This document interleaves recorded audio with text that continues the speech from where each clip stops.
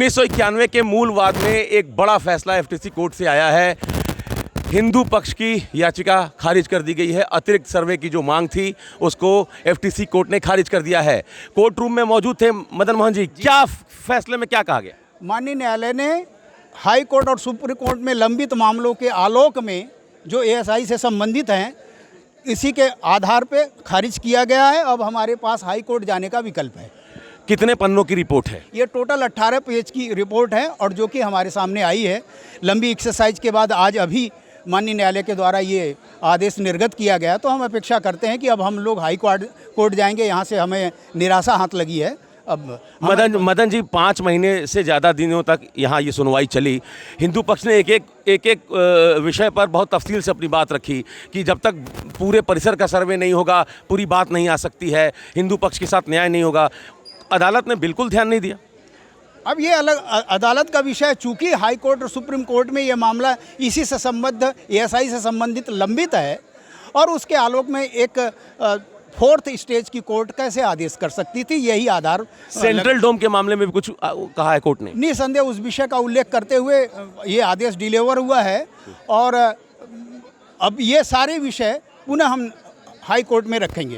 Operative portion पढ़ करके मैं बता रहा हूं कि माननीय न्यायालय ने हमारी जो एडिशनल सर्वे की एप्लीकेशन दी गई थी पूरे ज्ञानवापी परिसर का संरक्षण करने के लिए एएसआई, उस एप्लीकेशन को कोर्ट ने खारिज कर दिया है। अगला फैसला आप लोग का क्या रहेगा? अगला फैसला इस आदेश के विरुद्ध हम लोग उच्च न्यायालय में जाएंगे। क्या आधार रहा खारिज करने का? अब आधार तो पढ़ा नहीं गया, अभी नहीं बता सकते।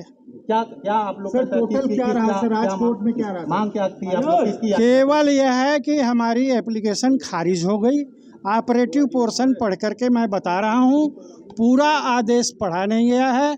पूरा आदेश पढ़ा जाएगा और निर्णय लिया जाएगा। सर क्या किस तरह की याचिका थी, किस मामले पर सुनवाई थी, किस पे फैसला आया था, क्या मांग किया था आपने?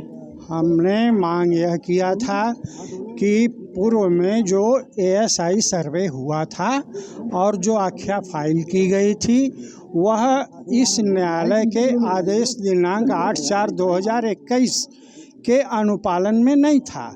8/4/2021 में न्यायालय द्वारा स्पष्ट रूप से आदेश दिया गया था कि एएसआई 5 लोगों की एक टीम बनाएगी जिसमें एक अल्पसंख्यक वर्ग का व्यक्ति भी होगा और किसी सेंट्रल यूनिवर्सिटी से आर्कियोलॉजिकल सर्वे का एक्सपर्ट भी मंगाया जाएगा।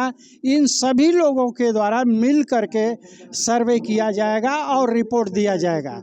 जबकि पूर्व में जो रिपोर्ट दी गई है एएसआई के द्वारा वो केवल एएसआई ने किया है, इस प्रकार की टीम फार्म ही नहीं की गई।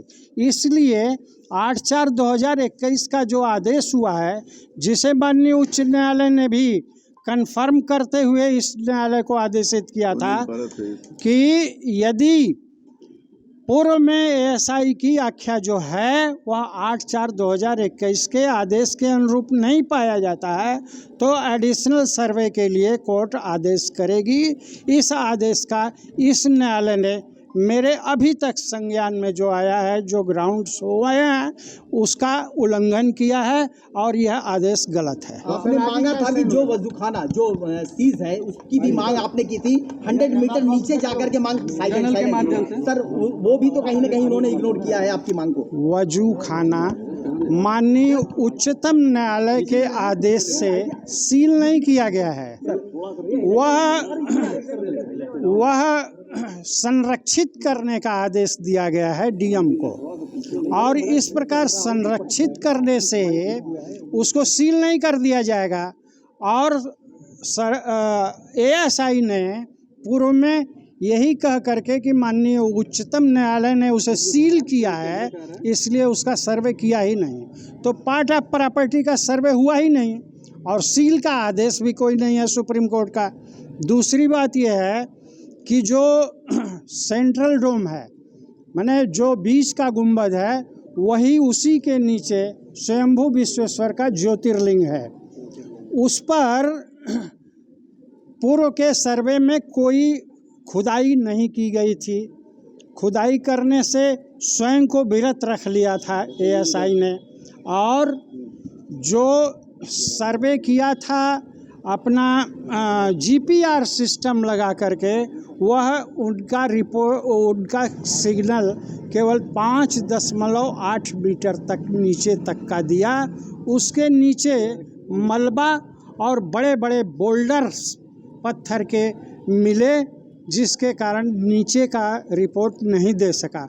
हमारे तरफ से यही मांग की गई थी कि इस बिल्डिंग को, इस ढांचे को बिना नुकसान किए इससे हट करके कुछ दूरी पर 4x4 का ट्रेंच खोद करके एएसआई नीचे से उस पर, उस सेंट्रल डोम के नीचे पहुँचे और उसकी विस्तृत सर्वे करे और इसकी रिपोर्ट न्यायालय में देवे।